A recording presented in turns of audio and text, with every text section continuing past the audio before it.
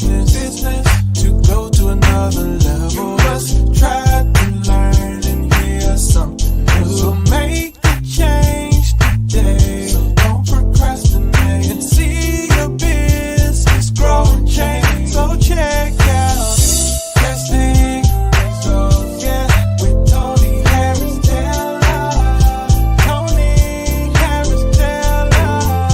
Testing Results, oh yeah, with Tony Harris Taylor. Yeah. Welcome to the Drastic Franchise Connector Show. My name is Tony Harris Taylor, and I am the CEO and founder of Drastic Results Marketing and Sales Coaching, where I work with franchisors to teach their franchisees how to show up, be up, follow up to blow up. In other words, I teach them how to network so that they can turn their contacts into contracts. I'm also a franchisee with Network in Action. Network in Action brings business owners together to build connections, community, collaborations, get some coaching so they can make more cash together.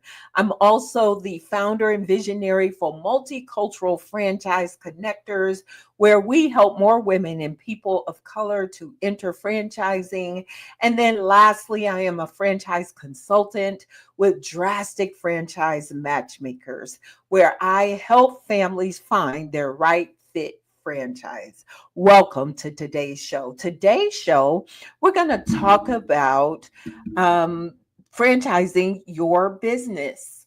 So I want to talk to those of you who are not in franchising yet, that you may not even thought that franchising was possible for you. One of the revelations for me when I entered franchising and started networking in the space is that there's a franchise for everything. I like to say there's a franchise for tiddlywinks. So most people, especially those people of color and women, we actually think that franchises are primarily $1 million setups for restaurants and storefronts. And I'm here to tell you that only 31% of franchises are restaurants and storefronts. The other is everything else.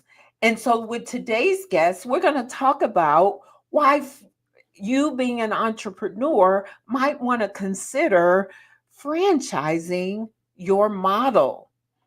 You know, it's a great way to grow your business from your own backyard to being able to grow globally if you choose to, but being able to get your brand all over the country or all over the world. I'm listening to the E-Myth Revisited right now, and to my surprise, I didn't know this, but he's talking a lot about franchising. Even if you're not a franchise business, how you can run your business as if it was a franchise so that it is duplicatable. It's been very enlightening, and I want to have our guests enlighten you on why and how you might turn your model into a franchise. So we're going to come back with my guest, Mr. Tom DuFore. And if you think I have energy, wait till you meet him. We'll take a quick break and we'll be right back with Tom DuFore of Big Sky Franchising.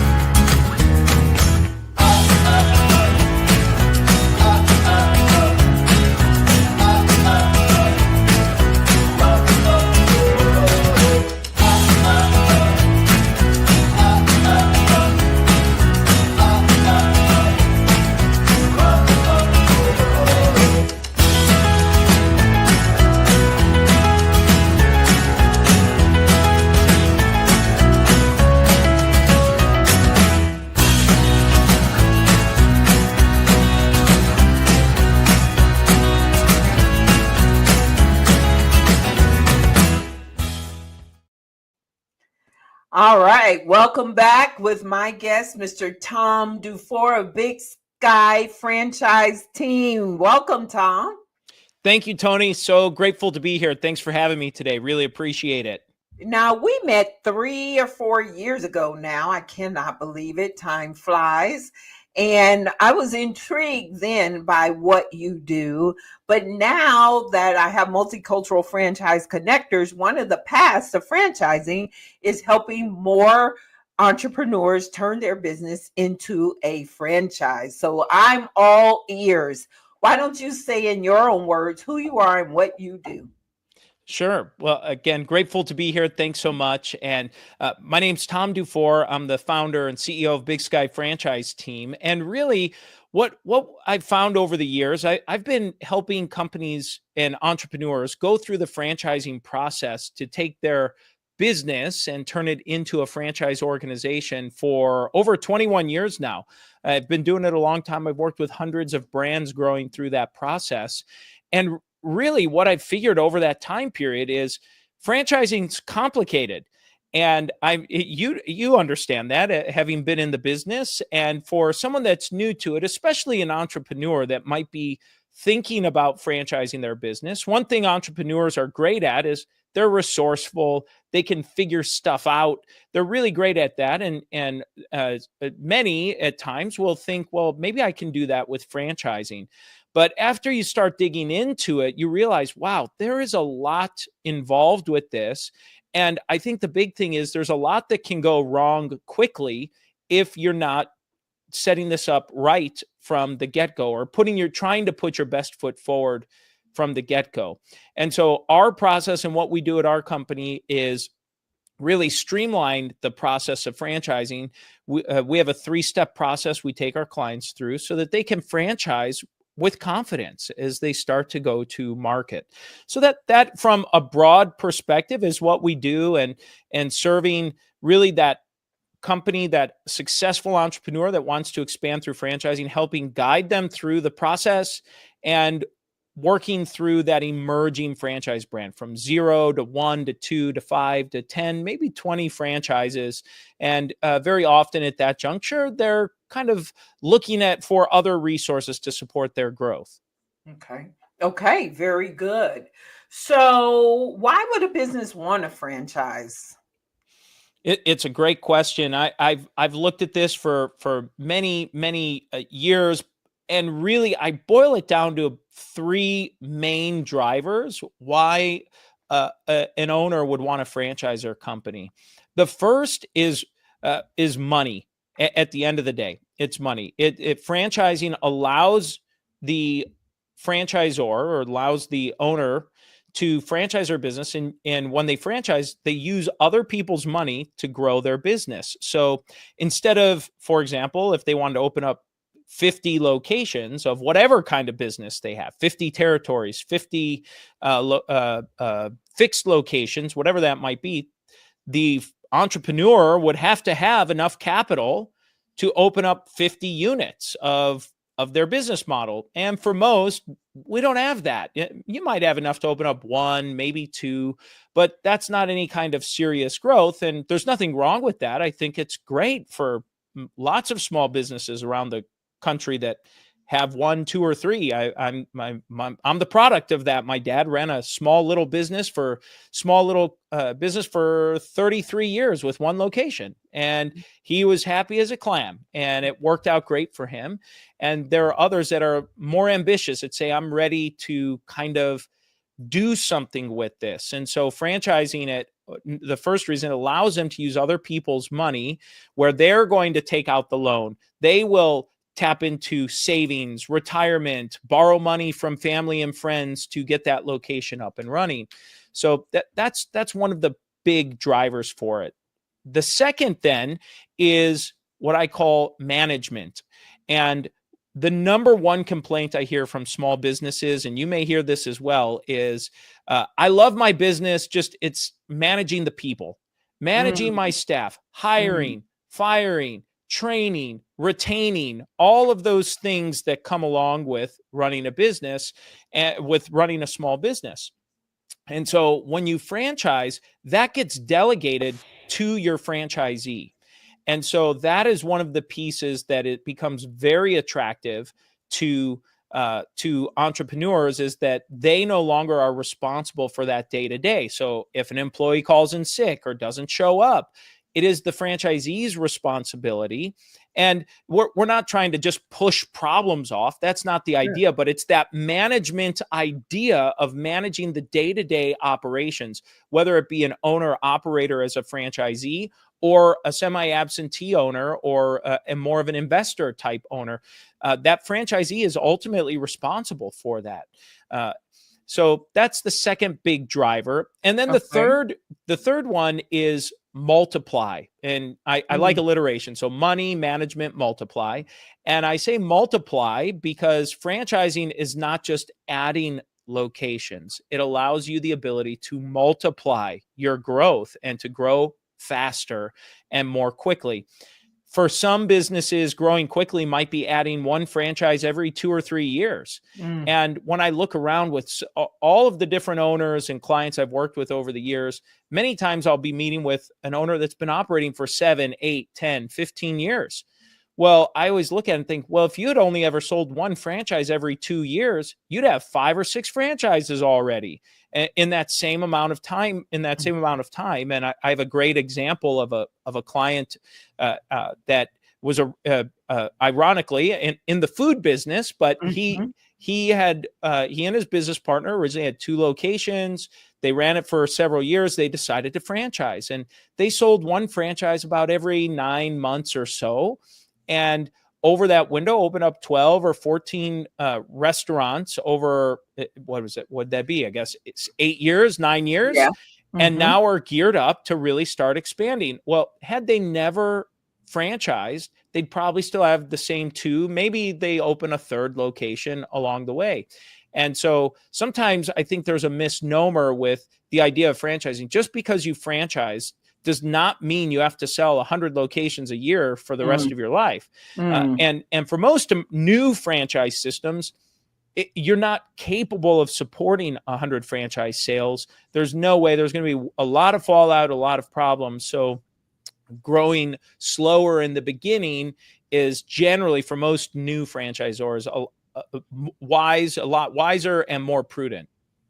So talk to the entrepreneur who is thinking about franchising their business, but they're concerned about losing control of their brand, their image, their quality. I've heard that before. If I turn this over, then quality is going to suffer, and my brand will suffer. I'm sure you've heard that a lot. So how do you coach people through that? Yes, that's a great question. It comes up a lot. Well, if I franchise, my quality is going to go down, my brand's going to get hurt. And I pose back a counter question. I say, okay, well, if you were to open more company-owned locations or more locations, who's more likely to keep the brand integrity for you and your quality? A random manager that you hire and pay hourly, or maybe a salary plus a bonus, or an owner that's invested likely tens of thousands or hundreds of thousands of dollars into this? Which one's more likely to follow suit? I mean, I'd hedge my bet on the owner, on that owner operator that's going to do it. So I just pose that as saying, well, if you're going to expand, regardless, you're going to be entrusting your system and your processes and your quality to another person. So that's one. The second is to look at the overall management of company-owned versus franchised. When you start looking at the management structure to manage company-owned, you typically will need one regional manager for every 3 to 5 locations. When you start to look at franchising, you're looking at one kind of regional manager. In franchising, we call them the field coach, right? Or a field consultant or something of that nature. But for most franchise systems, it's one for every 10 to 20 that we're talking about. And part of that is because there is an owner that has a vested interest in the business. So that's part of the driver. And I'm not an all or nothing kind of a person on franchising. anyway. So there's nothing written that says, well, if you franchise, you're not allowed to open up company-owned locations. Well, that's not true, or vice versa. You can do a mixed bag or a combination of what suits you and what you might be interested in. Okay, very good. I like that. It makes sense when you say, do you want to trust an hourly manager to carry your brand forward versus someone who's invested a lot of money? Well, we're going to take a quick break, but when we come back, we're going to keep this conversation going about what's it cost to turn my business into a franchise? What's the money I got to come up with? We'll be right back with Tom DuFore. Another government job, or your own business. Decisions. Jobs are no longer secure. This is the reason you should consider your own business. Start from scratch? Risky. Franchising gives you a business with a blueprint, and 8 out of 10 are successful. Plus, 63% aren't food businesses. Some are even home-based. Options are power. Download your free guide and see if franchising is your next move. Are you a corporate renegade? That is someone who is frustrated with the rat race of corporate, or maybe you were recently laid off of your job. Or perhaps you're an entrepreneur looking for your next stream of income. Hi, my name is Tony Harris Taylor, and I want to invite you to have a conversation with me about how franchising, becoming a franchise owner, can take your life and business to the next level. It did for me. I purchased my franchise in 2019, turned around my primary business, and now I want to help others to do the same. Hop on my calendar and let's chat about how franchising can take your life and your business to the next level. Talk to you soon.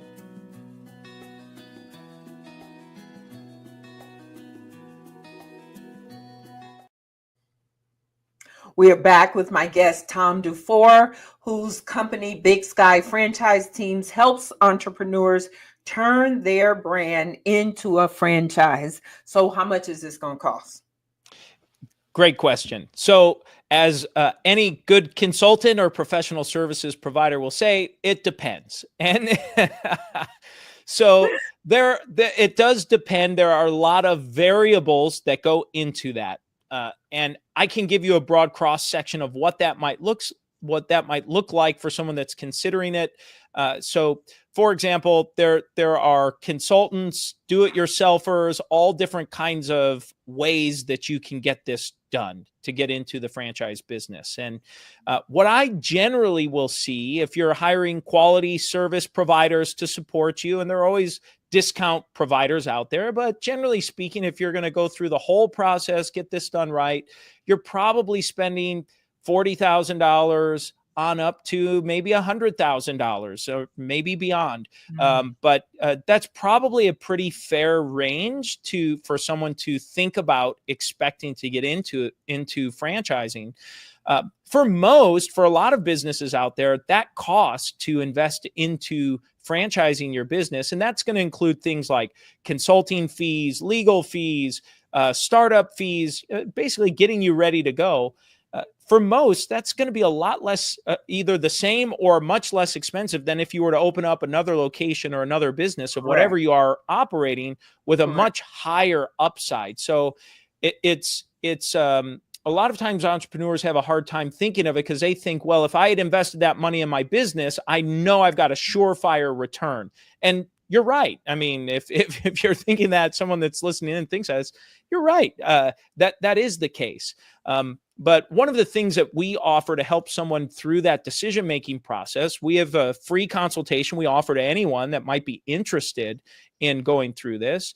And we also have a feasibility study where we can do a comprehensive analysis for someone. It's called the Franchise Blueprints. It's a trademark service of ours that they can get in and do that. And our pricing today on that, it's $5,000 for a robust study to help you make that decision. Should I do this or not? Yeah. And you actually have the most economical payment plan that I've heard of to help the entrepreneur. And you recognize that they still are operating their business. So you have a great timeline for them. But do you want to talk a little bit about your payment strategy? Sure. Happy to do so. Right. So we have we have a small percentage of our clients that'll say, well, let's pay the project in full. And we give a discount for that. Happy to do that. But most clients do a payment structure. So we'll do 10 equal monthly payments, kind of break it out, kind of a pay as you go. And then we also have what I call our kind of cash flow model, where you can put 10% down and make $1,500 a month payments just to kind of keep that moving forward and moving along as a way to keep that going. So that's an option that's available, and usually one of those three options works for most clients if they're serious about wanting to franchise. And most franchises your franchise fee is going to be somewhere around $50,000. So you'll recoup that on your first sale of a franchise. There's lots of dependings, but really you'll recoup your investment to become a franchise with 1 to 2 sales. So I love that. What you are doing. Well, I have another question. I ask these questions to all my guests, and that is, how has networking played a part in your business?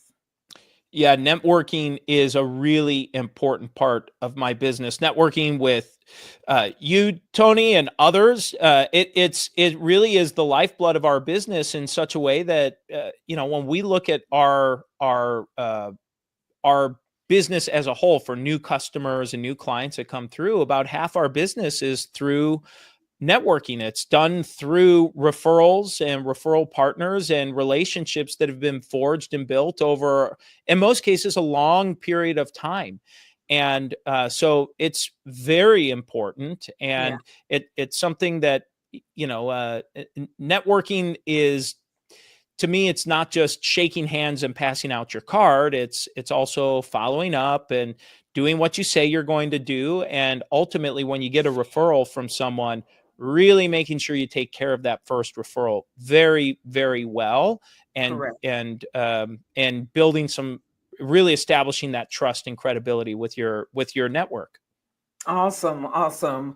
And agreed. And so this is a part 2 to that same question. And I don't normally ask this, but I think you can give some insight. How important is it for franchisors, especially in the beginning stage, to network?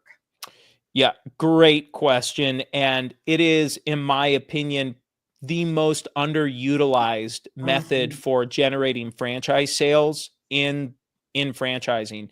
I'm working hard to get the message across. I don't understand why they don't get it. And what's really interesting about that, I have to jump in here. Yes. What's interesting about that is all these brands are telling their franchisees to go network, go be the mayor of their town, and they're not even networking as a brand to bring in franchisees.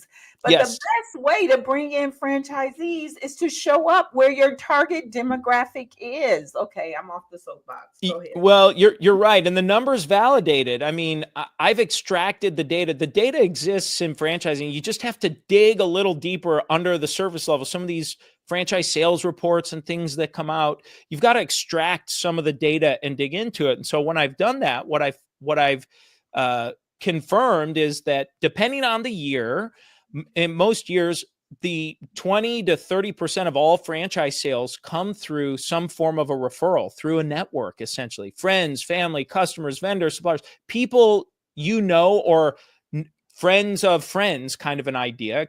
Sure. And they have the highest conversion rate at 8.7%, almost 9% of these referrals through your network will convert. So it's the highest conversion rate, and it's a huge bucket of potential buyers. And in my opinion, for those emerging, just launching, it's your first sale, second, third sale, those are the people that are likely to also be willing to extend more grace to you as you're launching and being brand new, when you're going to need some of that grace because you're figuring it out as well as a new franchisor. Correct. I talked to a franchisor yesterday. She's on my list of franchises, and I wanted to pitch her franchise. And she said, I don't want you to pitch me because I'm disillusioned with, I'm not able to find franchise people. And I'm like, are you networking? No, she's waiting for brokers to bring her. Brokers is just one channel of marketing. And so it broke my heart to the point that I think I want to reach out to her again, because I feel like there's a missed opportunity all around. And thank you, Tom, because I think the other people in your space have to be more transparent with new franchisees to say, look, just setting this up doesn't mean they're going to come. You need to get with Tony Harris Taylor, and she'll tell you where to show up and what to say so that people will want to buy your brand. Because other left to their own devices, they don't know how to network, so they don't, or they do it in a weak way. And when people hear their price tag at a networking event, so let's talk some more about how we might be able to help others to go there. All right. What's the biggest drastic step you've ever taken? I would say one of the biggest drastic steps I've ever taken. There may be a lot of examples of this during that happened right around when COVID hit and during that era. But I would say a lot of things were colliding at the same time, and to me, it was very drastic. After everything kind of shut down and COVID hit 3 weeks in, and we weren't terribly unique in this, but we lost half our revenue in 3 weeks. Sure. And we decided as an organization was to say to every client who called us, we said every client, we let them out of their contracts. We let them postpone payments, every single one. We said yes. If they said, can we pause, cancel, delay, whatever.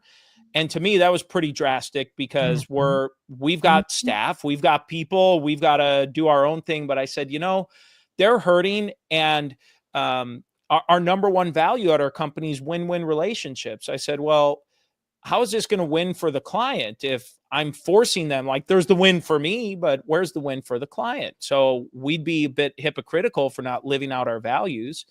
And then that made us think to say, well, not only are their clients hurting, but how can we actually serve them more right now? And so within 2 weeks, we had launched a webinar program. And I always joke that how early it was because we call it Navigating the Coronavirus Economy series. That was the name of it. No one calls it the coronavirus anymore. No.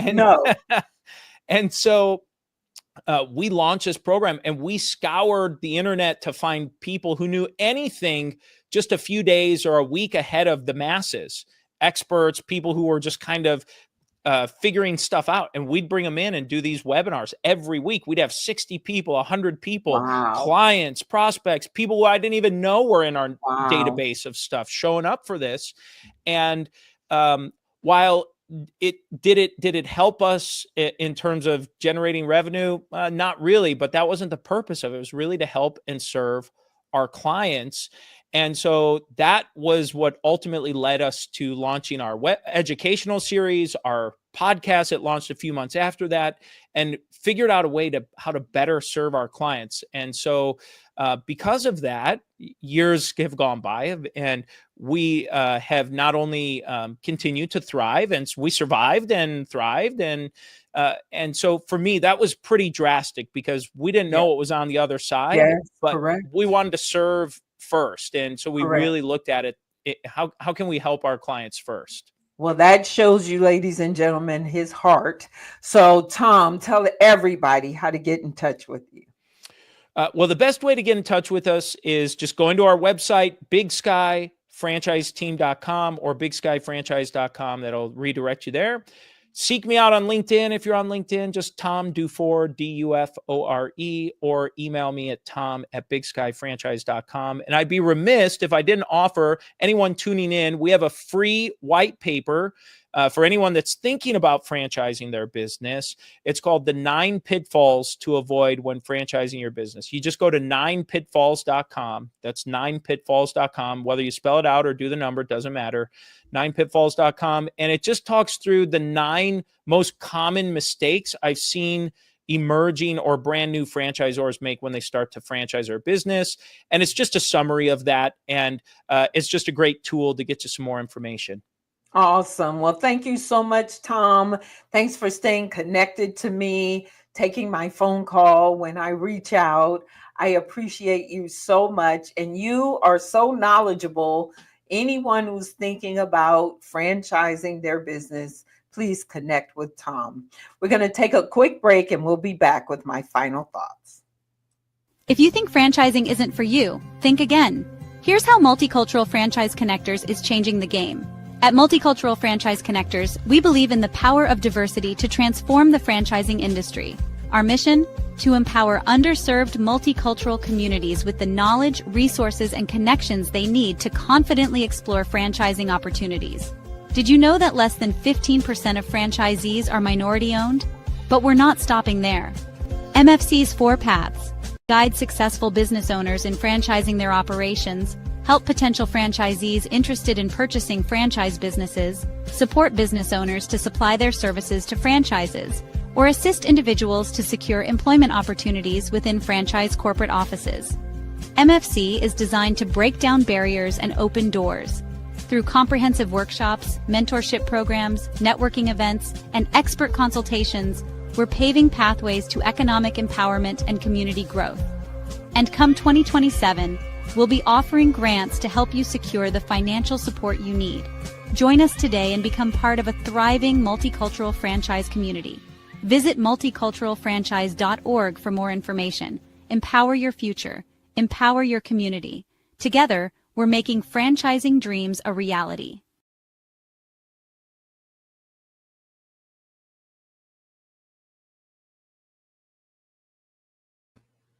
What a great conversation with Tom. One of the pillars of the Multicultural Franchise Organization is to connect people to people like Tom who can help you to franchise your business.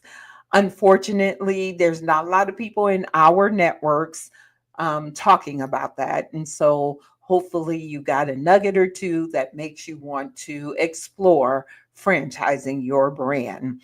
Pick up your ebook on my website, drasticfranchise.com.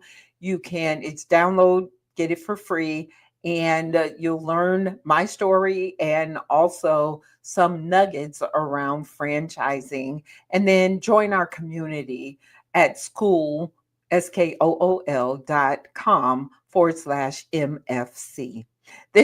I'm so excited. This whole franchise conversation makes me super excited because I know this is information that my communities need to hear. So keep tuning in and share with your network. Sharing is caring. This is Tony Harris Taylor saying take a drastic step today for a fantastic tomorrow. And we'll see you next week. Bye.